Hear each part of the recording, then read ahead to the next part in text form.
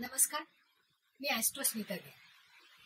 आज आपण धनसंपत्तीच्या जास्तीत जास्त मिळवण्यासाठी आपल्या कुंडलीतील ग्रहांना आणि आपण ज्या घरात राहतो त्या वास्तूला, त्या ग्रहांचं उत्कर्ष कशा पद्धतीने करता येईल किंवा त्या ग्रहांना कशा पद्धतीने एनर्जी आपल्याला देता येईल याचा विचार करणार, की ज्याचा ग्रह आणि वास्तू या दोघांचेही संबंध आहे. आपण लग्नाप्रमाणे हे ग्रह आणि वास्तू यांचा विचार करतो. आता लग्नस्थान म्हणजे कुंडलीतल्या चौकडीच्या पहिल्या स्थानामध्ये जो आकडा लिहिलेला असेल त्याला लग्नस्थान असं म्हणतात. आज आपण सिंह राशीचा विचार करणार. आता सिंह राशीचं लग्न म्हणजे 5 नंबरचा आकडा आहे, कारण मेषेचा 1 नंबरचा आकडा, वृषभेचा 2 नंबरचा आकडा, मिथुनेचा 3 नंबरचा आकडा, कर्केचा 4 नंबरचा आकडा आणि सिंहेचा 5 नंबरचा आकडा. म्हणजे प्रथम स्थानामध्ये ज्या वेळेस 5 आकडा लिहिलेला असतो तेव्हा ते सिंह लग्न असते. मग अशा सिंह लग्नाची कुंडली मांडल्यानंतर प्रथम स्थानामध्ये 5 आकडा येईल, द्वितीय स्थानात 6 आकडा येईल, तृतीय स्थानात 7 आकडा येईल, चतुर्थ स्थानात 8 आकडा येईल. अशा पद्धतीने आपण 12 आकड्यापर्यंत याची मांडणी करणार आहोत. कारण सिंह रास म्हणल्यावर व्ययामध्ये म्हणजे 12व्या घरामध्ये कर्क रास येणार आहे. हे जेव्हा आपण पक्क लक्षात ठेवू त्याच्यानंतर आपल्याला आपल्या धंदा, उद्योग, व्यवसाय, व्यापार यातून कशा कशा पद्धतीने पैसा मिळवता येईल आणि त्याच्यासाठी कोणते ग्रह आपल्याला बलवान करायला पाहिजे याचा आपण विचार इथे करणार आहोत. तर हा विचार करताना जेव्हा 5 आकडा लग्नस्थानात असेल तेव्हा आपल्याला 4 स्थानांचा विचार करावा. एक धनस्थान, दुसरं लाभस्थान, तिसरं भाग्यस्थान आणि चौथं कर्मस्थान. म्हणजे पहिल्यांदा धनस्थान म्हणजे आपल्याला धन कुठून आणि इझिली मिळणार आहे त्याचा विचार करायचा. म्हणजे 5 आकड्यानंतर 6 आकडा आला म्हणजे तिथे बुध आहे, म्हणजे बुध हा ग्रह आपल्याला मिळाला. आता लाभस्थानामध्ये म्हणजे 11व्या स्थानामध्ये पुन्हा इथे मिथुन रास आहे. मिथुन राशीचा स्वामी आहे बुध, म्हणजे इथे आपल्याला बुध 2 वेळा मिळालेला आहे. म्हणजे बुधाची एनर्जी आपल्याला जास्तीत जास्त वाढवणं हे गरजेचं आहे. त्याच प्रकारे कर्मस्थानामध्ये मंगळाची रास आलेली आहे, म्हणजे 9व्या भावामध्ये 1 आकडा आलेला आहे.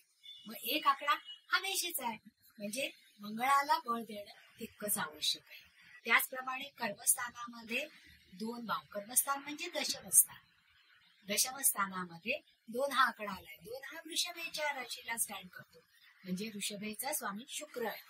म्हणजे इथे मंगळ आणि शुक्र या 2 ग्रहांना बळ देणं गरजेचं आहे. कारण लाभस्थानातून आपल्याला सगळ्या गोष्टींचा कुठून लाभ होणार आहे हे कळतं. त्याचप्रमाणे भाग्यस्थानामध्ये आपल्या भाग्यात काय काय आहे, म्हणजे आपल्याला इझी मनी मिळणार आहे का आपल्याला जास्त कष्ट करावे लागणार आहे हे या भाग्यस्थानावरून कळतं. आणि कर्मस्थान म्हणजे रोजीरोटी मिळवण्यासाठी आपण जे काही उद्योग, धंदा, व्यापार, व्यवसाय करतो तो, म्हणजे जेव्हा आपल्याला आता बुध, मंगळ आणि शुक्र या ग्रहांना बळ देणं गरजेचं आहे. मग अशा वेळेस अशा व्यक्तींनी ज्यांच्या कुंडलीमध्ये सिंह लग्न आहे त्यांनी हातामध्ये माणिक रत्न घालायला पाहिजे. अनामिकेमध्ये म्हणजे 3रं बोट, या 3ऱ्या बोटामध्ये माणिक रत्न रवीचं जे आहे त्याच्यामुळे त्यांच्या कार्याला बळ मिळतं आणि कार्याला बळ मिळालं की आपोआप धनसंपत्तीची वाढ होते. त्याच्यानंतर शुक्र ग्रहाचं म्हणजे महत्वाचे निर्णय घेण्यासाठी आपण पूर्वेकडे तोंड करून बसलो तर त्याचा जास्तीत जास्त उपयोग होतो. म्हणजे पॉझिटिव्हली आपण बोलतो, पूर्वेकडचे दारं, खिडक्या ही मोठी असायला पाहिजे, तिथून येणारी एनर्जी ही पॉझिटिव्ह असते आणि तुम्ही तिथे बसून जर निर्णय घेतला तर तो नक्कीच पॉझिटिव्ह असतो. त्याचप्रमाणे पश्चिमेचा विकास करणं, कारण 2 वेळा बुध आलेला आहे पहा. मग बुध जेव्हा येतो त्यावेळेस बुधाचं 5वे हे रत्न आपल्याला पश्चिम भागामध्ये घराच्या बाहेर पुरणं आवश्यक आहे, की ज्याच्यामुळे बुधाची ऊर्जा त्या घरात राहणाऱ्या लोकांना जास्तीत जास्त प्रमाणात मिळेल आणि त्याचा फायदा होईल. म्हणजे आता आपण बुधाला बळ दिलं, मंगळाला बळ दिलं आणि शुक्राला बळ दिलं, की ज्याच्यामुळे तुमच्या व्यवसाय आणि धंद्यामध्ये किंवा नोकरीमध्ये तुम्हाला जास्तीत जास्त संधी उपलब्ध होतील. आणि त्या संधी कॅश करण्यासाठी जे हे आपण घरात उपाययोजना केलेल्या आहे त्याचा जास्तीत जास्त उपयोग होईल. कारण पूर्वेकडून येणारी एनर्जी ही नेहमीच पॉझिटिव्ह असते आणि त्या पॉझिटिव्ह एनर्जीचा उपयोग आपल्या पूर्ण आयुष्यावर होतो.